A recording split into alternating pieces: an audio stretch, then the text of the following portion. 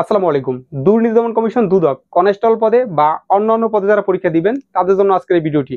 আপনারা কোন কোন বিষয়ের প্রতি বেশি ফোকাস করবেন, কোন কোন বিষয় ভালো করে পড়লে পরীক্ষায় কমন পাওয়া সম্ভব। আমি বিগত সালে প্রশ্নগুলো দেখেছি, যথেষ্ট কঠিন প্রশ্ন আসে। 2019 সালে পরীক্ষা হয়েছিল কনস্টেবল পদে, 2022 সালে পরীক্ষা হয়েছিল। তো আমি প্রশ্নগুলো ভালো করে দেখেছি এবং রিসার্চ করেছি কোন কোন বিষয় থেকে প্রশ্ন আসে, কতটুকু কঠিন প্রশ্ন আসে।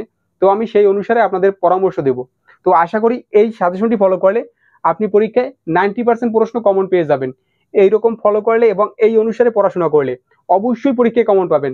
কারণ আমি দীর্ঘদিন সময় দিয়ে এই সাজেশনটি আপনাদের দিচ্ছি। তো আপনারা ভিডিওটি সম্পূর্ণ দেখুন, আশা করি অনেক বিষয় জানতে পারবেন।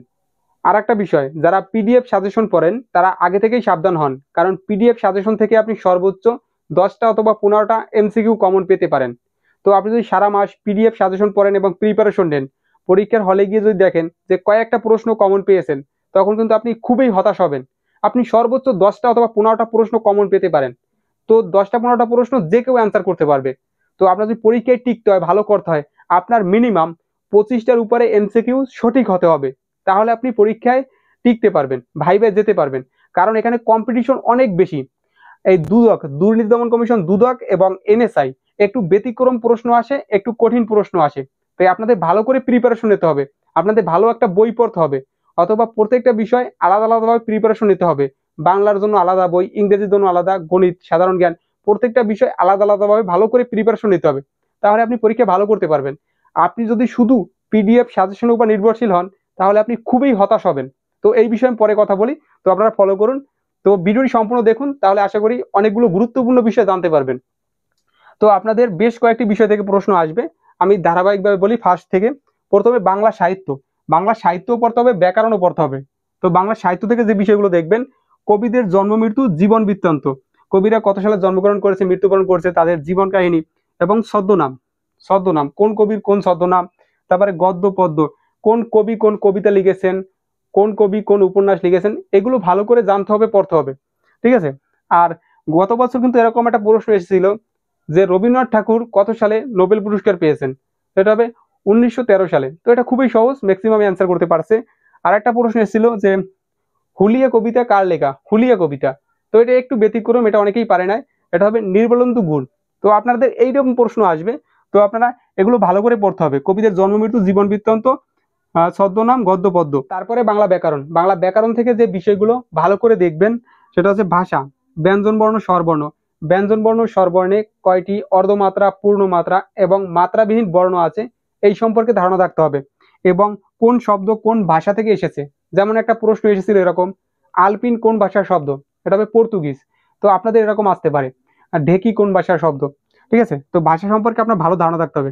এবং আরেকটা প্রশ্ন ছিল এরকম যে মহাপ্রাণ ধ্বনি কোনগুলো, অথবা মহাপ্রাণ ধ্বনি কয়টি? এই ধ্বনি সম্পর্কে, ভাষা সম্পর্কে ভালো ধারণা থাকতে হবে।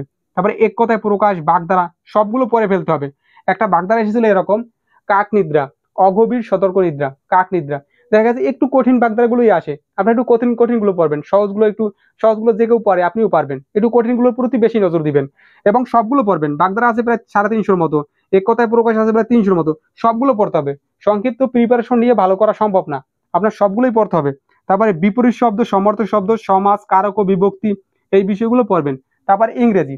ইংরেজি থেকে যে বিষয়গুলো ভালো করে পড়বেন: তারপরে টেন্স পড়বেন, নাম্বার পড়বেন, পার্টস অফ স্পিচ, তারপর article, preposition, right form of verb, degree পড়বেন, এবং ট্রান্সফরমেশন অফ সেন্টেন্স সম্পর্কে ভালো ধারণা রাখতে হবে। তো আমি প্রত্যেকটা বিষয় নিয়ে আলাদা আলাদা আলোচনা করব। একটা ভিডিওতে সব আলোচনা করলে ভিডিওটা অনেক বড় হয়ে যায়। তারপরে গণিত। গণিত থেকে যে অঙ্কগুলো ভালো করে দেখবেন: ধারার অঙ্ক। ধারার অঙ্ক আসার সম্ভাবনা রয়েছে, যে কোনো একটি ছোট ধারার অঙ্ক আসতে পারে, যে কততম পদ, অথবা এই পদের শেষ সংখ্যা কত, এরকম। তারপর সংখ্যা পড়বেন, দশমিক। দশমিক থেকে অঙ্ক আসতে পারে, যেরকম দশমিকের গুণগুলো, খুবই ইম্পর্টেন্ট দশমিকের গুণগুলো। তারপরে ঐকিক নিয়মের অঙ্ক। আরেকটা অঙ্ক এসেছিল গত বছর যে 1 কোটির 1% কত? এটা যে কেউ পারে। ঠিক আছে? 1 কোটির 1%। তো 1 কোটির 1% হচ্ছে 1 লক্ষ। ঠিক আছে? তো ঐকিক নিয়মের অঙ্কগুলো দেখবেন, শতকরা অঙ্ক, লাভ ক্ষতির অঙ্ক, তারপরে সুদ ও মুনাফার অঙ্কগুলো দেখবেন, লেখা হয়নি, সুদ ও মুনাফার অঙ্ক, মান নির্ণয়ের অঙ্ক, বীজগণিত থেকে মান নির্ণয়ের অঙ্ক। এই বিষয়গুলো দেখলে পরীক্ষায় কমন পেয়ে যাবেন। যেমন এই টাইপের অঙ্ক আসতে পারে যে 1 থেকে 50 পর্যন্ত বিজোড় সংখ্যাগুলোর যোগফল কত, অথবা 1 থেকে 100 পর্যন্ত জোড় সংখ্যাগুলোর যোগফল কত। তো এই টাইপের অঙ্ক আসতে পারে, আপনারা ভালো করে পড়বেন। তারপরে সাধারণ জ্ঞান থেকে যে বিষয়গুলোর প্রতি বেশি নজর দিবেন, প্রথমে বাংলাদেশের ভৌগোলিক বিষয়গুলি সম্পর্কে ভালো একটা ধারণা থাকতে হবে। তারপরে মহান মুক্তিযুদ্ধ সম্পর্কে, তারপরে সমসাময়িক বিষয়গুলি সম্পর্কেও একটা ভালো ধারণা রাখতে হবে। তো তার জন্য চাইলে আপনারা পত্রিকা পড়তে পারেন।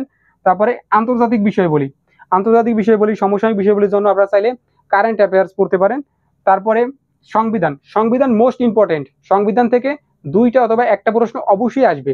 গত বছর এরকম একটা প্রশ্ন এসেছিল, আইনের চোখে সকলেই সমান সংবিধানের কত নং অনুচ্ছেদে বলা হয়েছে? 27 নং অনুচ্ছেদে। তো আপনারা সংবিধান ভালো করে পড়বেন। তারপরে কোঠা আন্দোলন এবং অন্তর্বর্তীকালীন সরকার সম্পর্কিত প্রশ্নগুলো পড়বেন। তারপরে দেশ, রাজধানী, মুদ্রা, কোন দেশের রাজধানীর নাম কি, কোন দেশের মুদ্রার নাম কি, এই বিষয়গুলো ভালো করে পড়বেন।